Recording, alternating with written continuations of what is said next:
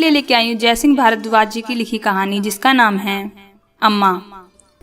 पिताजी की 13वीं कल ही संपन्न हुई थी। आज आंगन में चारों भाई बहन सुगंधा और तीनों बहुएं बैठी थीं। बड़े भैया अर्जुन ने अविवाहित छोटे भाई आनंद से कहकर यहाँ पारिवारिक मंत्रणा के लिए मोहन और शंकर सहित अन्य सभी सदस्यों को एकत्रित किया था। अर्जुन ने एक बार सभी के चेहरे पर दृष्टि डाली। सभी आतुरता से उसी की ओर देख रहे थे। अर्जुन ने कहना आरंभ किया, सभी लोग सुनो, पिताजी तो रहे नहीं, तो अब हमें संयुक्त रूप से कुछ निर्णय लेने हैं। पहला यह है कि खेत, बाग, घर और घर के लिए प्रयुक्त होने वाले प्लाट का बंटवारा कर लिया जाए। दूसरा यह है कि गांव में कौन आकर रहना चाहता है, क्योंकि किसी एक को तो देखभाल के लिए रहना ही पड़ेगा। तीसरा, अम्मा किसके पास रहेगी। एक बार तो चुप्पी छा गई वहाँ। सभी एक दूसरे का मुंह ताकने लगे। कुछ पलों के बाद दूसरे नंबर वाले भाई मोहन ने कहा, भैया, दुनिया वालों के लिए पिताजी चले गए हैं, किंतु हम तीनों भाइयों के लिए पिताजी अभी भी जीवित हैं। वो हो आप भैया। मोहन रोने लगा। तभी तीसरे नंबर वाला भाई शंकर भी सुबकते हुए बोला, भैया, पिताजी हम लोगों से हमेशा कहते थे कि हम चाहें तो पिताजी को भला बुरा कह सकते हैं, लेकिन आपको कभी भी नहीं। परिवार के प्रति आपके त्याग से वे बहुत प्रभावित थे और हम सभी ने उसे जिया ही है। इसलिए बंटवारे के विषय में तो मेरा यही कहना है कि जिसे आप जो कुछ देना चाहें दे दीजिए, कोई उफ नहीं करेगा। हम इसे पिताजी द्वारा किया गया बंटवारा मानेंगे। एक स्वर में सभी कह उठे, ये प्रस्ताव हमें स्वीकार है। तभी छोटा आनंद बोला, लेकिन ये बंटवारा हो ही क्यों? क्या मुझे अकेला छोड़ने का विचार है? क्या अभी भी हम संयुक्त रूप से नहीं रह सकते?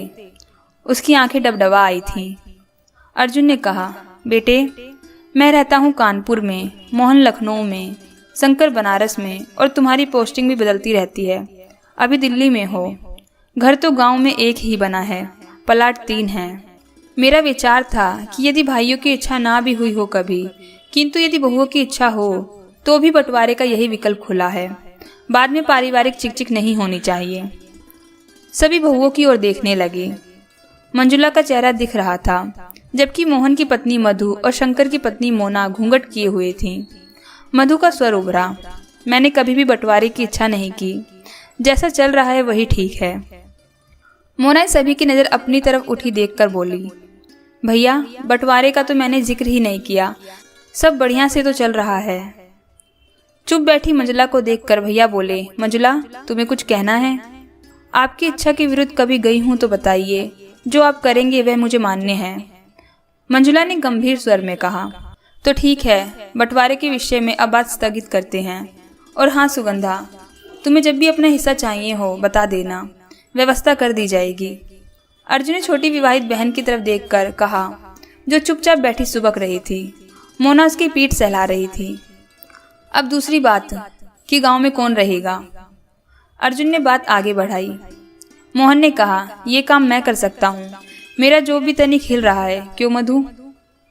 मुझे कोई आपत्ति नहीं। मधु का स्वर उभरा, यदि मोहन और मधु गांव में रहते हैं तो उनकी बिटिया की पढ़ाई की जिम्मेदारी मेरी होगी। वे इससे निश्चिंत हो सकते हैं। अर्जुन ने घोषणा की। शंकर ने कहा, यदि मोहन भैया गांव में रहते हैं और यहाँ रहकर कोई धंधा व्यवसाय शुरू करना चाहते हैं, 1,50,000 की राशि मैं उपलब्ध करा दूंगा। मैं एक बोलेरो खरीदकर मोहन भैया को दे दूंगा, ताकि उन्हें गांव में रहते हुए कहीं आने जाने में असुविधा ना हो और जरूरत पड़ने पर कुछ आमदनी भी कर सकते हैं।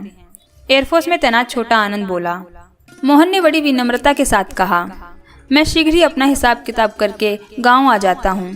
अन्य सभी बात बाद में जरूरत पड़ने पर कहीं सुनी जाएंगी। अर्जुन आगे बोला, चलो इसका भी समाधान हो गया। अब अंतिम बात पर भी चर्चा हो जाए कि अम्मा किसके साथ रहेंगी।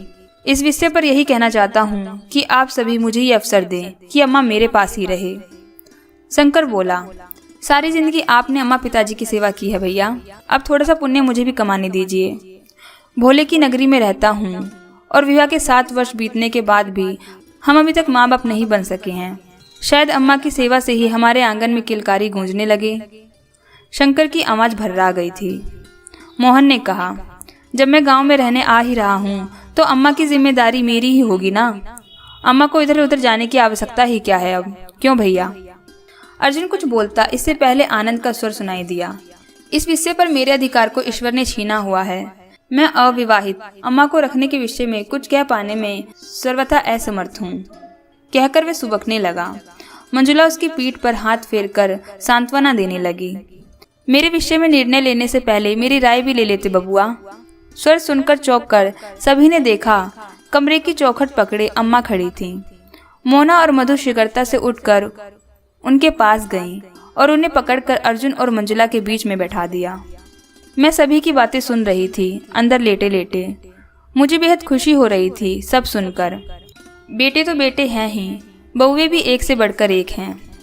खुशी के मारे आंसू रुक ही नहीं रहे थे। देखो अर्जुन, अभी 1 साल तो मुझे पीपल के नीचे प्रतिदिन दीपक जलाना है, इसलिए मैं कहीं नहीं जाऊंगी। बीमारी अजारी की बात अलग है, नहीं तो अब मैं गांव में ही रहना चाहती हूँ। यहाँ के जैसा खुलापन और ऐसा अपनापन मुझे कहीं नहीं दिखता। हाँ, कानपुर में अधिक समय बिताने के कारण मुझे वहाँ अच्छा लगने लगा है। और ए शंकर, तू क्या कह रहा था कि शादी के इतने साल बाद ही तू बाप नहीं बना है? तो क्या तूने मोना से पिछले 15 दिनों में ढंग से बातचीत की? सब मोना की तरफ देखने लगे तो वह उठकर कमरे के अंदर चली गई। ठीक है, एक दुर्घटना हुई और तुम्हारे पिताजी नहीं रहे। दुख तो है ही, लेकिन अर्जुन, तेरे रहते मुझे कभी चिंता नहीं हुई कि अब क्या होगा। जिस तरह से आप सब में एकता है, वे कहने से भी नहीं कही जा सकती है। अब आनंद के विवाह के विषय में सोचो, क्योंकि इसकी शादी के बाद जब ये पहली बार अपनी बहू को ले जाएगा तब मैं भी जाऊंगी साथ में। अम्मा ने माहौल को हल्का फुल्का बनाते हुए बात समाप्त की। अर्जुन ने अम्मा से धीरे से पूछा, तो क्या मोना? मुस्कुराते हुए अम्मा बोली, हाँ, वह गर्व से है। 2 वर्ष बाद अम्मा आनंद और उसकी नवोड़ा पत्नी सीमा के साथ बेंगलोर जाने की तैयारी कर रही है। आनंद ने अभी सीमा को ले जाने से मना किया था, लेकिन विवाह के बाद ड्यूटी पर वापसी करते समय अम्मा ने साफ साफ कह दिया था कि अगले 6 माह के अंदर वहाँ रहने की व्यवस्था करके सीमा को ले जाएं। इस समय कानपुर से अर्जुन, मंजुला, बेटी रितिका और मोहन की बिटिया श्यामा के साथ और बनारस से शंकर, मोना और नन्हे मंगल के साथ गांव में आ चुके हैं। उम्मीद है दोस्तों आपको कहानी पसंद आई होगी। फिर मिलती हूँ एक और नई कहानी के साथ। तब तक के लिए अपना ख्याल रखें।